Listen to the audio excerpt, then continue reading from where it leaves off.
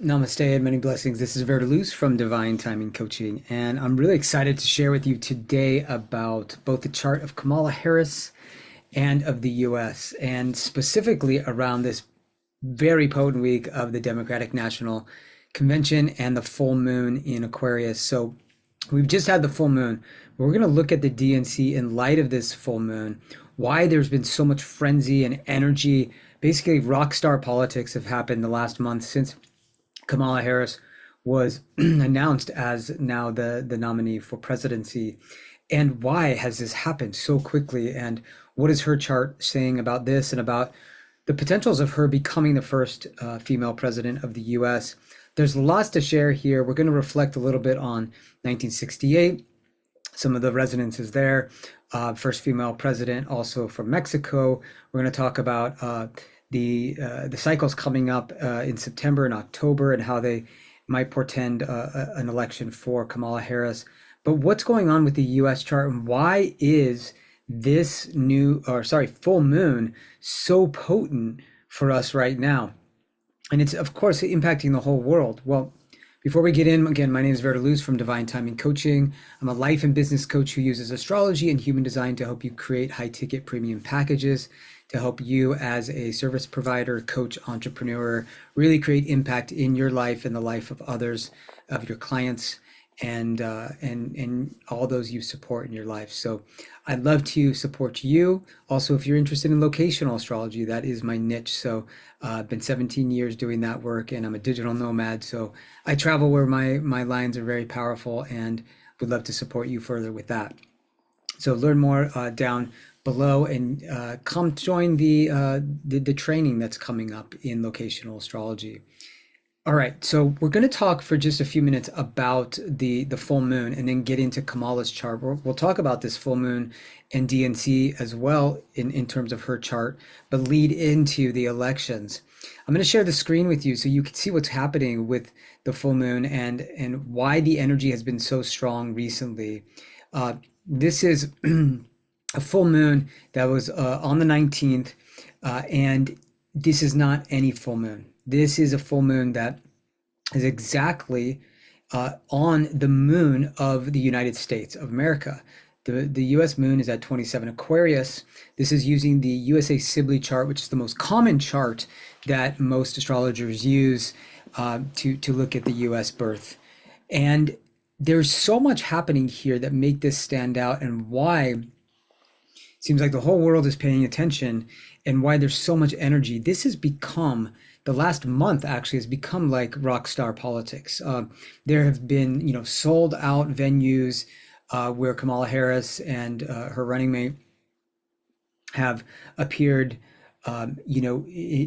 Basically like it's summertime, and it seems like we have, superstars packing out the houses, right? Much more than at some of Trump's meetings, and it's really kind of blown people away. The rise to stardom, to popularity, to getting the funding that they need, and why is this? And why is it sort of peaking now at the Democratic National Convention?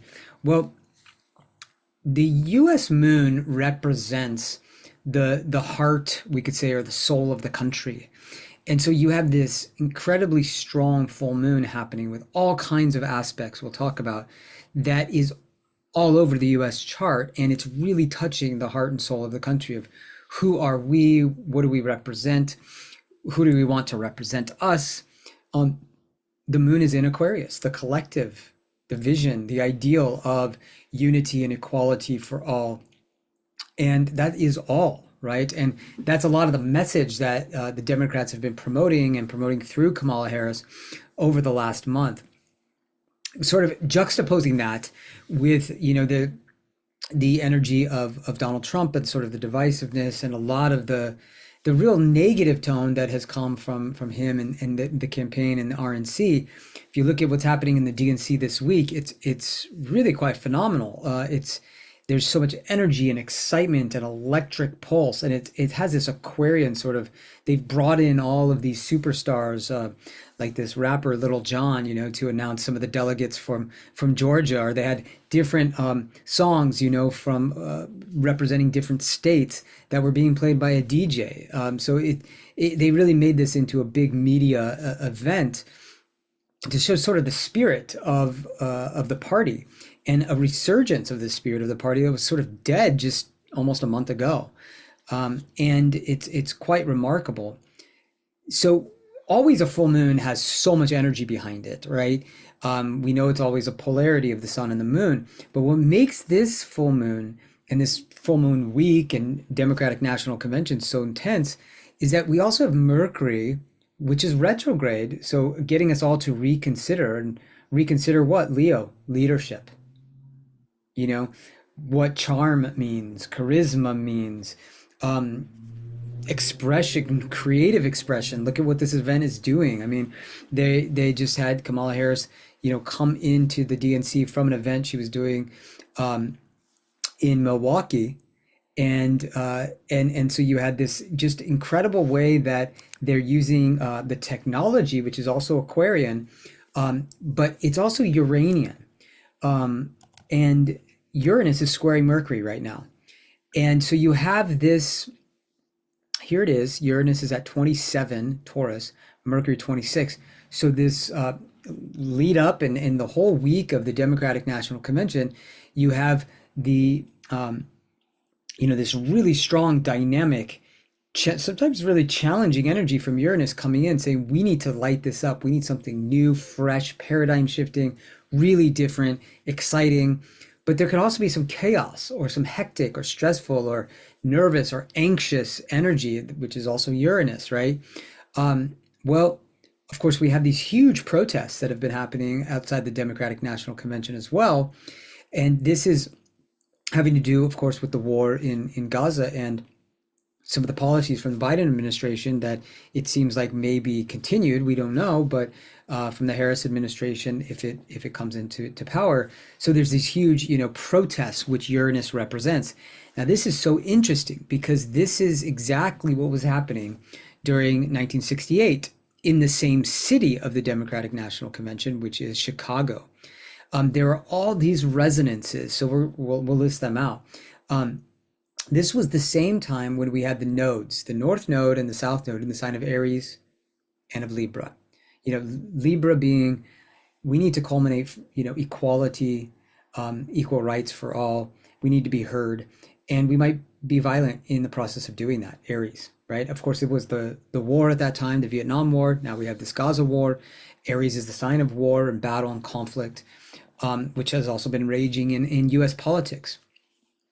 Now, what was happening at that time, too, is we had the assassinations. We had the assassinations of Martin Luther King Jr. We had the assassination of Robert Kennedy Jr. In that same year, at the same time, of course, we had the assassination attempt of Donald Trump right before this. And this was when Mars and Uranus, Mars is in Gemini now, but Mars was with Uranus when that happened, which is an extremely violent and volatile, explosive and surprising combination. And again, crazy resonance that Robert Kennedy Jr. is part of this campaign. So his father was killed in that 68 time period, and now he's one of the candidates in the third party, and may disrupt the whole election in some way, and just terms of getting different votes, unless he bows out, and who might he endorse, how that might affect the election. That's really interesting. I mean, we also have resonances to previous times when Mars was in Cancer in U.S. politics, where there was a third party. This was going back, if we go back to Ralph Nader, if we go back to Ross Perot, there was some resonances with some things that happened then, where the third party candidate also sort of we could say disrupted, but it changed the course of the election, and that might be happening again. I say that because Mars will be in Cancer very soon, and will be in Cancer as we lead up to the elections, and then when we get the retrograde of Mars coming out. We'll get to that in a moment, because it's important when we look at what's happening with the US and with Kamala Harris. So lots of significant things with this big full moon energy. We have, again, the Mercury, Uranus, surprising information, ideas coming through, electric energy. You can watch some of the speeches. They've been very potent. You look at former, I think it's chief of staff for Donald Trump, who was actually on the Democratic National Convention speaking about now how she's supporting Kamala Harris. And, there's quite striking remarks against Trump that have come from like the likes of Barack Obama. These sort of Mercury, Uranus, really potent statements, but also Mars. See, we're having our Mars return, at least the country of the US is. Here it is, right here. Mars is at 19 Gemini. And so as the Democratic National Convention ends on Thursday, when Kamala Harris takes the full nomination, it is the exact Mars return.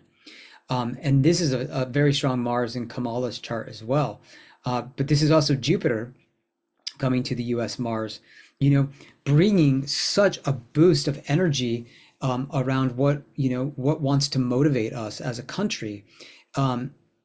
Now, this is really significant because we have the big Saturn-Jupiter square in the sky, 17 degrees, and it's right there, on the US ascendant squaring and descendant. So how we are identifying as a country, our belief systems, our sense of faith, what we represent and what we represent in the collective, the descendant being activated here. This is really important. Now, this is also moving us towards, we're in a Chiron return as a country, the wound of the nation or the healing of the nation. And everyone's feeling that, what's the fate of the US? So there's a lot to say about this, but, is there going to be a sense of a new mentor for the country, right? And there's a sense of that hope idea and ideal being sort of permeating this election like it was during Barack Obama's election in 2008. That has a sort of Chiron feel to it of, coaching, mentorship, guidance. But there's big woundedness, there's big division, Chiron and Aries. So that's happening. And once this eclipse comes in we have the next series of eclipse, September 19th and the first week of October. That's also going to be very significant because we're going to have an eclipse that will, be on the Neptune of the US, be at least opposite the Neptune. We have the nodes coming to the angle of career and home. Again, outer identity, reputation as a country. All of this is sort of mounting as we, or kind of emerging as we approach, the election season, and this full moon really peaks a lot of this energy.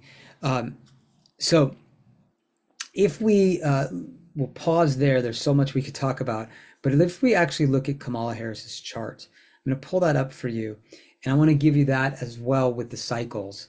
One of the things that you're going to see in just her birth chart, before I look at the cycles with you, is just how potent, this chart is.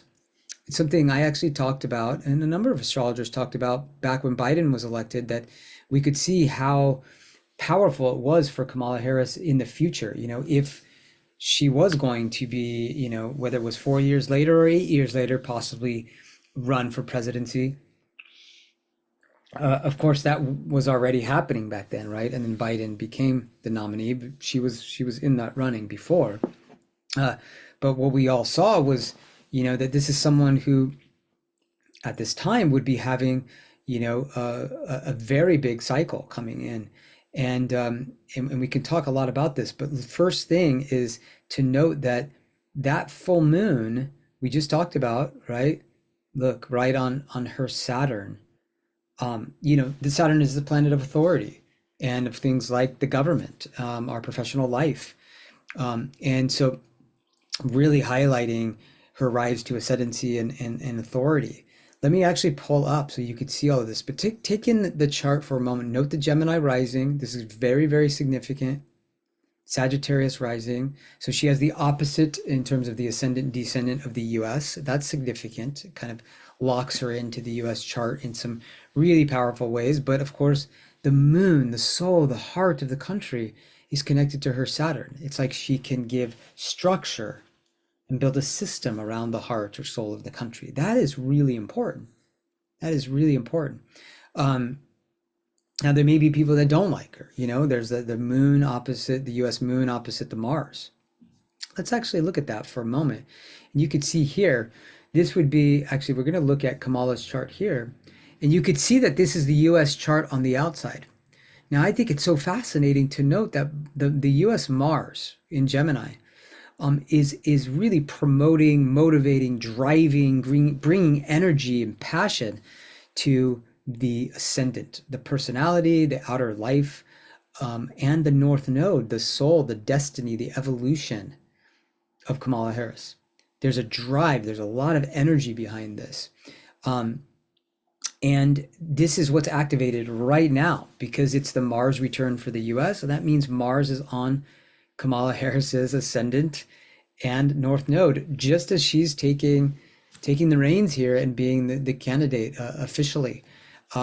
Mars in the first house, someone, the last month who has been really on fire and actually literally, pointing the guns at, Donald Trump, the Republicans, but really needing to take sort of the leadership and the warrior, the general spirit of Mars, as general or commander, and go out and really take a lot of energy, right? Being on the circuit, the campaign circuit, and really go out there and promote oneself and step into the role of leader, and any planet in the first house is something that we will identify with. Well, it just so happens that, again, the US Mars is right there in her first house, promoting her really strongly. You could see how much value, how much self-worth she can gain by just being a part of the US country. She has all of these planets that the US have go into her second house. But more interesting than that, sort of the dream body of the US, how we vision and idealize, and sort of a romantic vision we might hold, which is Neptune, is on her Venus, which is being hit right now because it's her Venus return in Virgo. This is really, really significant. Then you have, if you come over here, we saw the Moon-Saturn combination, right? This is also quite interesting that the US Pluto, remember the US is in its Pluto return. It's finishing that up. That is a complete death and rebirth cycle for a country. It's a resurrection moment. We don't really know what's on the other side of that. Some have said it's going to break up the US. Maybe we won't have the US in the same way anymore. It may be this. It may be the first, female president, female black president, female native, American blooded president, a lot of firsts, right? Which is sort of a rebirth. But the fate of the US, but that Pluto is squaring her moon. Now that could bring a lot of intensity, a lot of drama, complexity psychologically with the US, but a real strong bondedness here. Now she's a moon in Aries, and you can see that Chiron is kind of connected with her moon as well. So maybe she's bringing this emotional, nurturing quality to the Chiron return that's happening for the U.S. of what does it mean to heal this country. She has something maybe really forward thinking or pioneering, or just straight up Aries leadership to bring to that. And this part of the chart got hit by the eclipse back in April. It was a 19-degree solar eclipse right on her moon. And of course, anytime you have the moon or sun or the ascendant, for instance, involved in an eclipse, this is a game-changing, life-changing year for someone usually. So let's actually look at the transits for Kamala Harris. So I'm going to just need to back out of this for a moment and do the bi-wheel. So we're going to do this. We're going to animate the bi-wheel. And in the center, you'll see Kamala, and then I will take this and we will look at, let's do that again.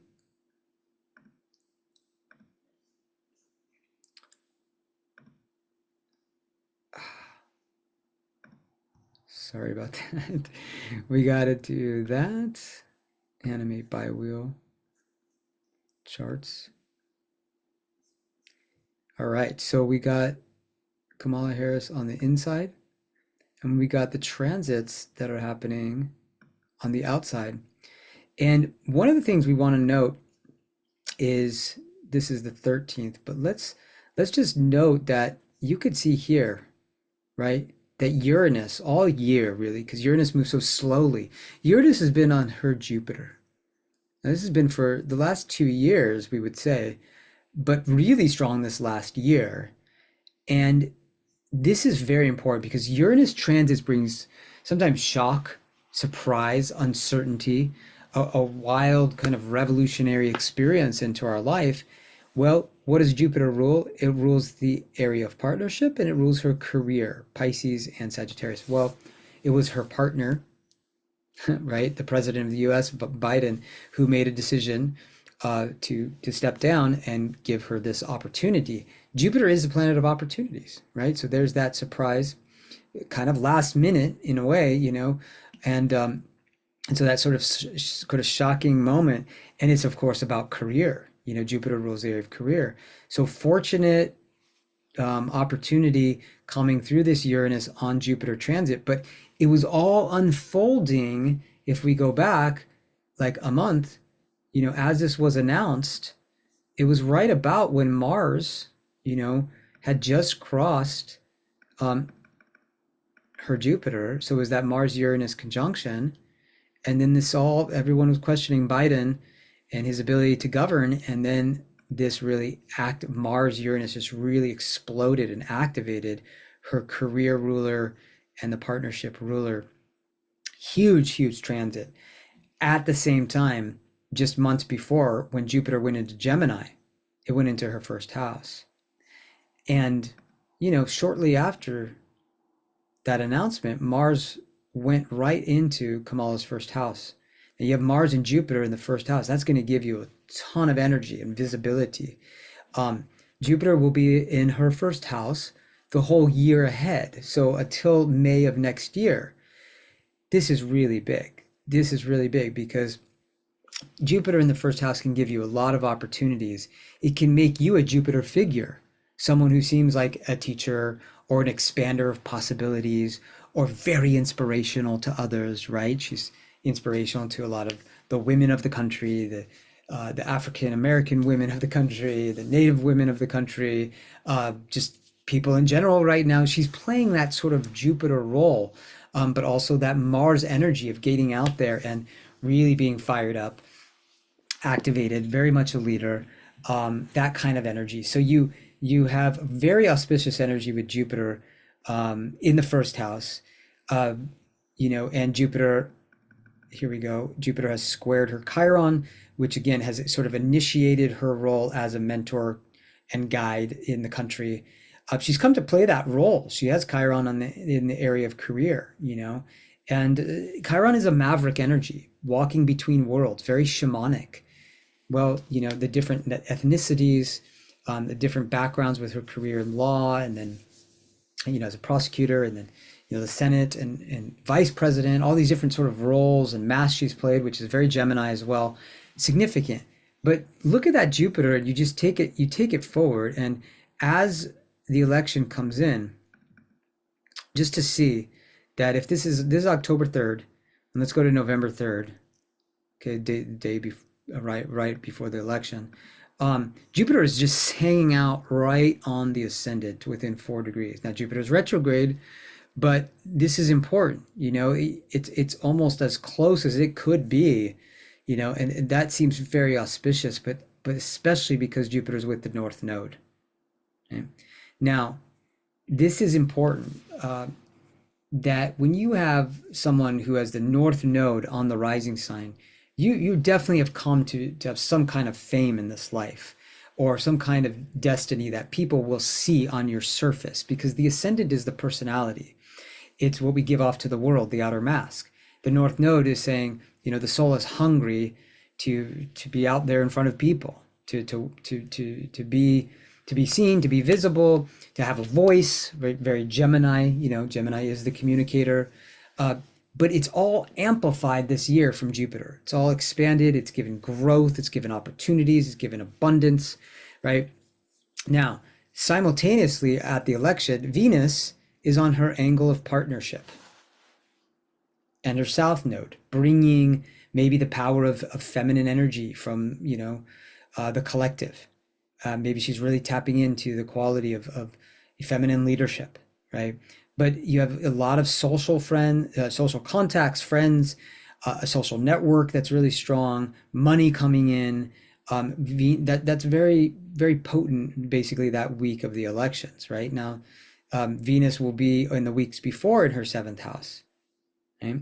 Also, you have Mercury sliding into her seventh house just the days before the election, which benefits because this is the area of partnership or the others in our life. Okay, we're jumping ahead a little bit, but I just want you to see that Venus-Jupiter opposition is happening right on the nodes and the angle of the ascendant and descendant. And I think that bodes very well to have the benefic planets on both of the angles, two of the angles, and right there in these very karmic soul points of the chart, Venus and Jupiter. Meanwhile, Neptune is squaring her ascendant and descendant and her nodes. Neptune can bring a kind of glorified fame. It's like the chosen one. You might remember when Barack Obama was elected, there was a Jupiter-Neptune Chiron conjunction. This was very special that year in Aquarius. And this was the campaign of hope. And it really just picked up on the astrology of the time. Well, there was all this sort of vision around that, like him being like this chosen one, kind of almost like a Messiah redeemer figure for the country. And I think that there's something really similar here. And some of that has to do with Neptune. That Neptune brings, it's very rock star or cinema star, Hollywood star. It has this potential of like the dream being being realized or painted for everyone. And it's just, squaring her ascendant, squaring her nodes. It's like you have to embody the image that people want for you, and especially in career. At the same time as Saturn is in her area of career, right? Now this is a 2.5 year cycle.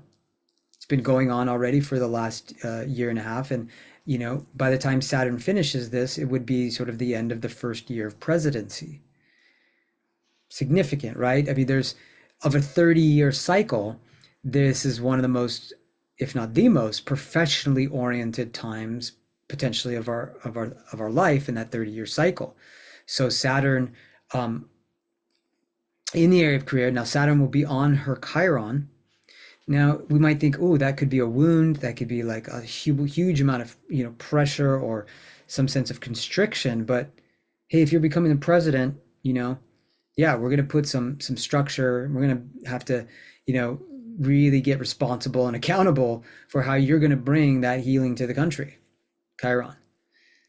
Makes sense. I don't see that as like a negative sort of transit in terms of winning the election. I think it actually supports winning the election.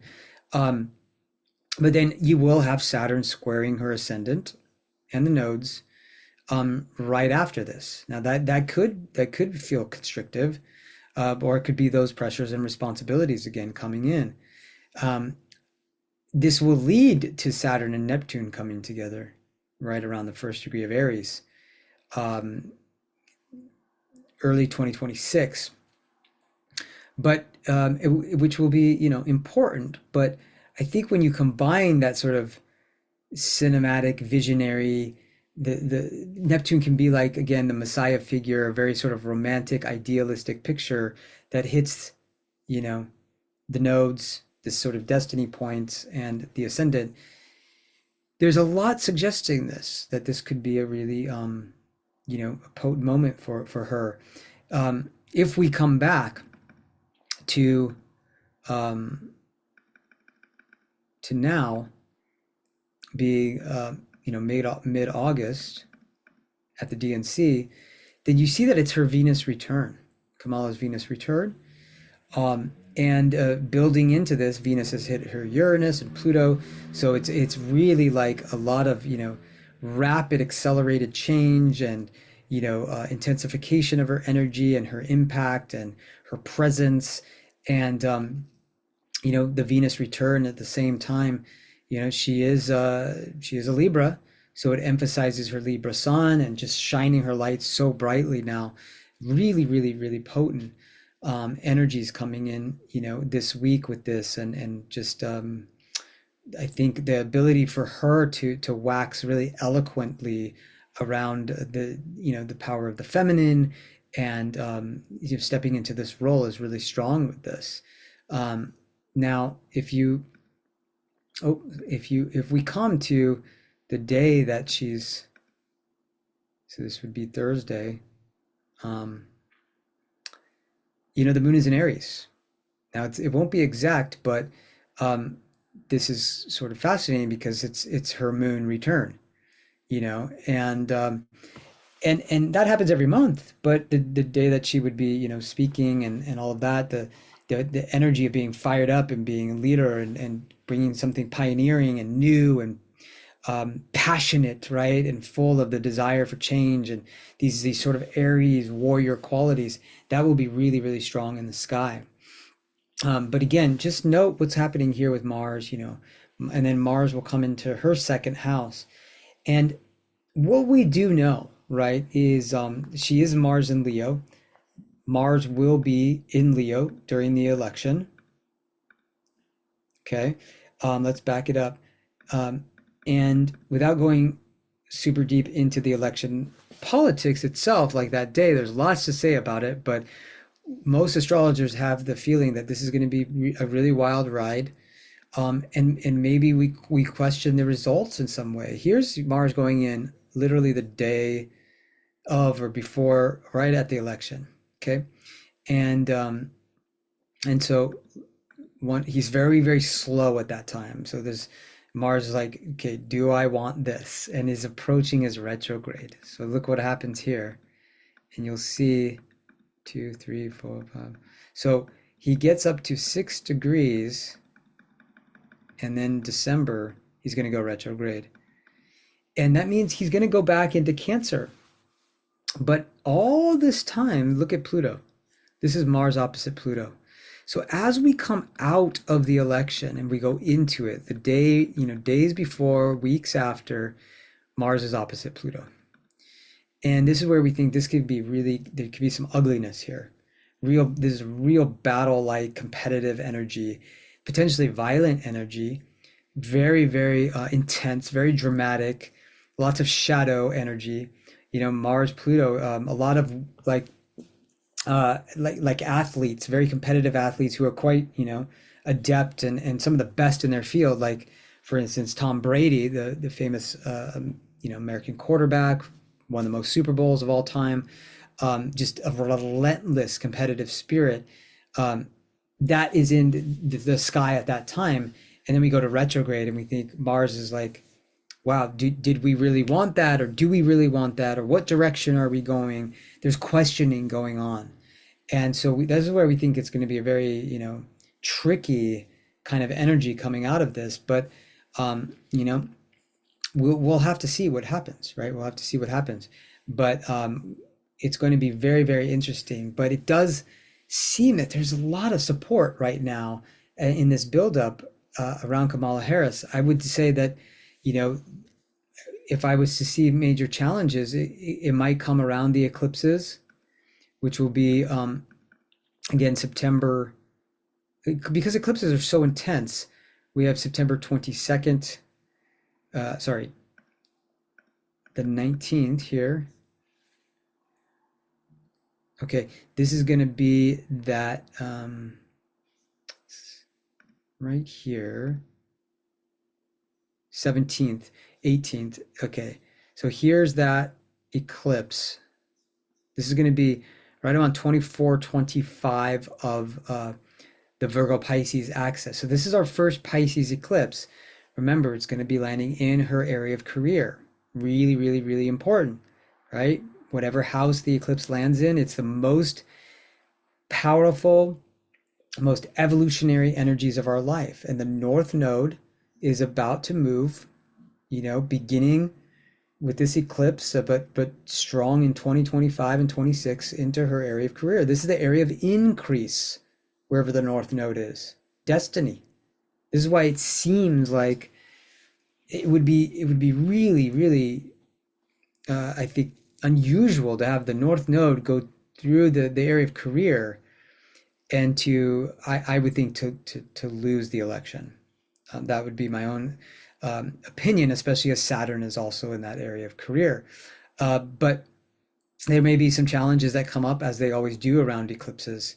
But I think there's a lot of support here for an election.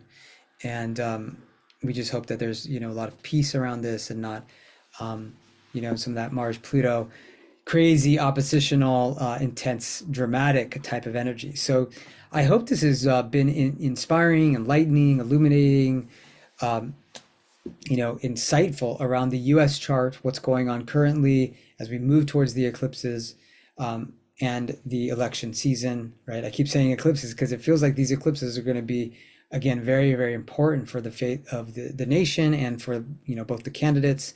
Again, a lot of astrologers have talked about Donald Trump's chart. It is quite powerful right now as well. There's a lot of, there's some fortunate things going on there as well. But we'll have to see, and we can do always, of course, more comparisons. There's so much with the astrology to look at. So stay tuned for more. And again, I seek to support you always with astrology and human design, and especially locational astrology and a training coming up. So check out the links below for that. All the best. Namaste. This is VerDarLuz. Take care.